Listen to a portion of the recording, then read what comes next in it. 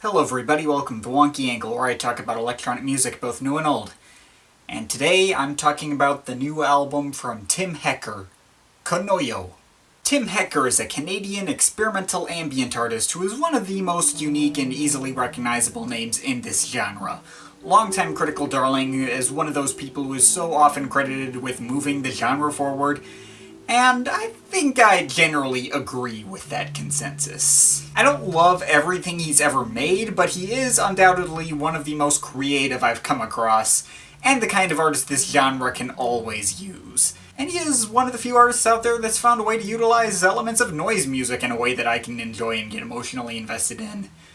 Insert comments calling me a lightweight here. Anyways, I've covered this guy before. A long time ago I reviewed his Love Streams album back when that came out. I'll link that in the description if people are interested. To be honest, I actually haven't listened to very much Tim Hecker since making that video. I put on Harmony and Ultraviolet every now and then, but most of his stuff hasn't been touched in a long time. I mean, he's pretty intense, not the kind of stuff I can listen to all the time, but I still needed a refresher for his stuff, and thus I will once again go down my thoughts on his discography so far. A lot more low-key than the usual from him, and doesn't quite exemplify the unique sound he has. It's not as attention-grabbing as other releases of his, but still provides some insight into the kind of experimentation he'd go to show later on. It's pretty nice. This is much more indicative of the kinds of sounds he typically uses. Very rough and noisy stuff that sounds like a broken radio transmission sometimes, but still carries this kind of haunting beauty and emotion to it. Hence the title, I guess. This was also a lot better than last time I heard it, so thumbs up. This took the bass line set by Radio Amore and provides a more varied experience, ranging from rough guitar feedback sounds to glitchy pianos and more. One of my favorites from him, I've put this one at least once or twice since making the Love Streams video. This is definitely the one that stuck with me personally the most. Massively expansive and beautiful ambient music, absolute must listen. This one still didn't stick out to me that much. I guess it's got a bit of post-rock influence or something. May have to listen to it more to wrap my head around it, I don't know. This has a much creepier and more unsettling vibe than before, and that should be saying something. It's also got this kind of gothic feel to it thanks to its use of pipe organs in parts. This combines the atmosphere of the previous album with a lot of prepared piano sounds like those that RDJ uses. One of his better ones for me. I know not all critics were too hot on this, but I stand by this being one of his best. I guess it could be more cohesive, but the warmer and still detailed sound play and new ideas like the choirs with autotune and flutes and that kind of thing made it a really refreshing addition to his usual style. Which brings us to here. So, yeah, Hecker has found a way to remain interesting and ahead of the curve this whole time. Going into this new one, I definitely have seen some varied opinions on it, and, as for what would set this one apart from the others, apparently he was going to be working with a Japanese gagaku ensemble. Basically a Japanese orchestra with all their native instruments, which sounded like a cool idea. I know I kinda hated the album cover, it's ugly as hell, and I don't want to associate these Asian orchestral sounds with what looks like burning a stack of trash in the back of some rundown suburban office building, but that's not gonna come into play for the actual music, whatever. I don't know, I guess I went into this with no real expectations. What did we get with Konoyo? Well, as usual, it's pretty solid and interesting stuff. I'm not entirely sure where I'd rank it among his other stuff. I will say it's not better than the two previous Tim Hecker projects that I know well enough to have a solidified opinion on,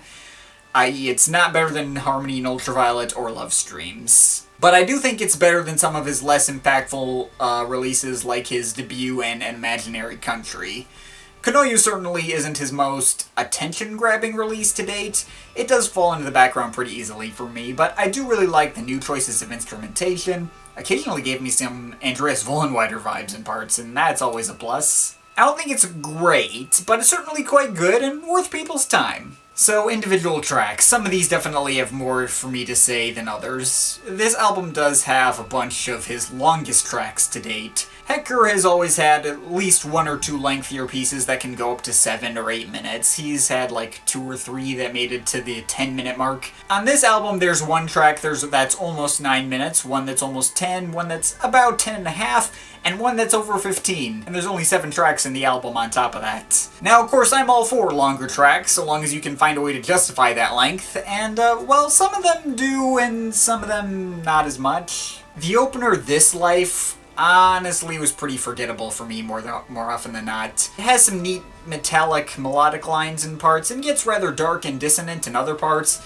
but it just didn't really stick with me after that, and in general it's really easy for me to tune out. Not to mention you have a slightly shorter companion piece, a Sodium Codec Haze, which sounds very similar to the opener, but I think the sound play and harmonies were just a little more satisfying to me. Across to Konoyo, the 15-minute closer, almost justified its length for me, but ultimately you probably could have shaved at least like 3-4 minutes in various parts. The sound got a little stale, especially right near the end. I mean, don't get me wrong, you could still have a solidly interesting piece here that stretches on for almost 10 minutes.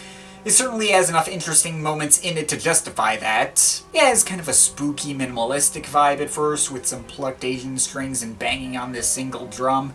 Then it has all these weird feedbacky sounds a little before the 3-minute mark and transitions into something more expansive, with big synth pads that seem to flicker in and out of reality as if being held together by a faulty electrical cable.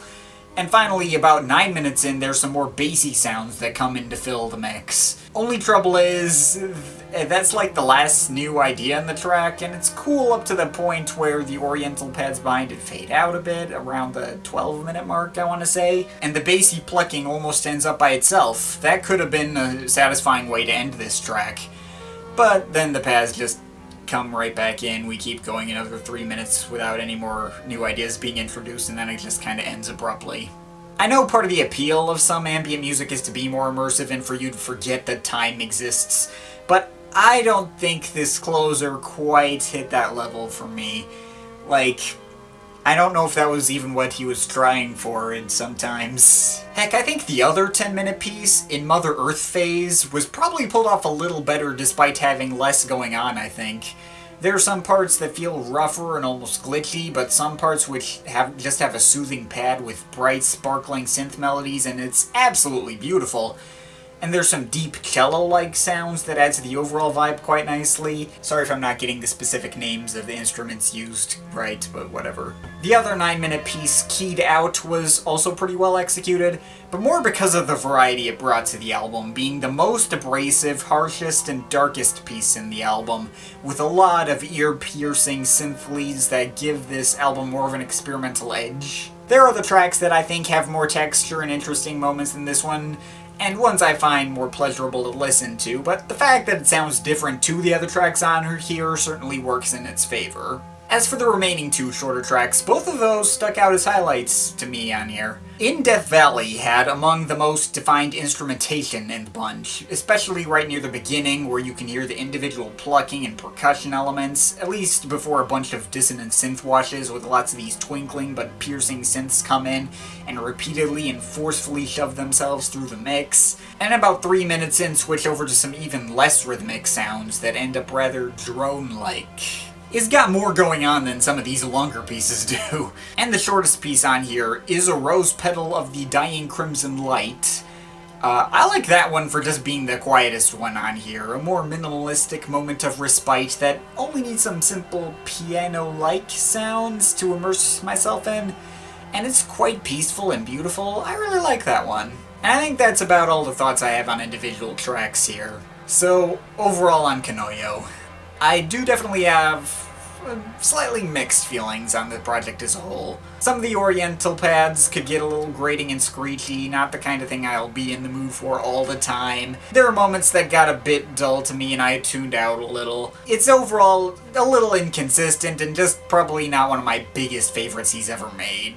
He's just had others that get more of a visceral reaction out of me, like his last one. But I also feel like this is one that his catalog could always use and that I'm very glad exists. It's certainly a unique entrant into the Tim Hacker discography that cements how varied and interesting his music can be, while still adhering to his usual abstract and occasionally formless style. And for what it's worth, there is plenty of material here to keep me interested and feel like I could still probably return to this.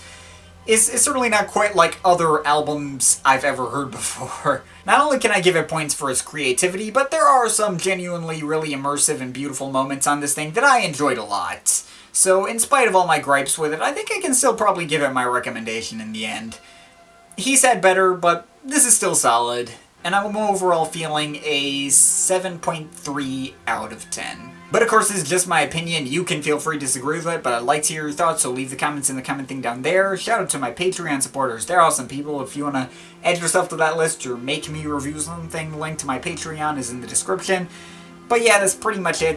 That's all for today. See you next time.